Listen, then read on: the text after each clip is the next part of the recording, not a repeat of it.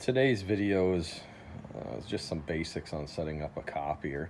I've turned a spindle. I have to make 132 of these. I've made several already, but I'm using an old lathe. This lathe is a Milwaukee Delta. It's pretty old. The copier's a lot newer, but it bolts up, and there's adjustments here. If I'm using a different type of lathe, like this is a 12-inch lathe, which means the center point is 6 inches from the bed.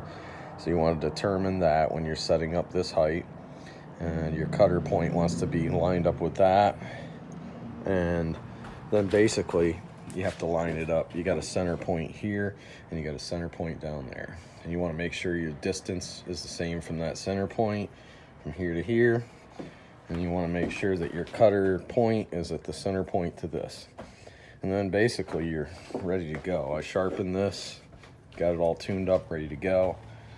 You have your stylus back here on this. As you can see, there's a little stylus that follows this. So basically what I do is I kind of watch this. I run this at the same time. This goes in and out.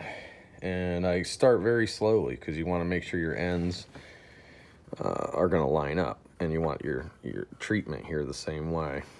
And then this is dead center. So I'll kind of lay these out. I'll lay out these deep ones first, and I'll follow it with that stylus. So as you're running it, you want to make sure everything's tight, because these things loosen up. So you want to make sure everything's working fine, and you want to have good, sharp tools. These are sanded and honed. It's a little dusty.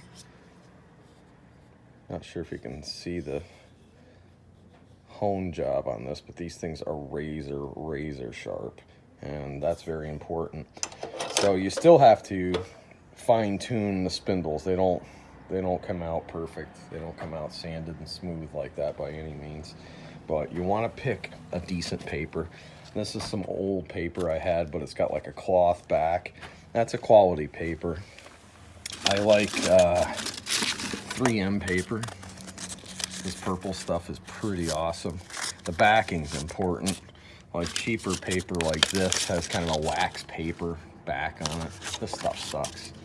So I start with like an 80 is what I use to shape it. 100 is what I use to smooth it. And then I use 220 to finish it up. And then I take a 3M Scotch Brite pad, which isn't around here, and I finish up these little details with that. So basically, you're gonna want to mark an X on here to get your center point, and you're going to want these all the same exact size.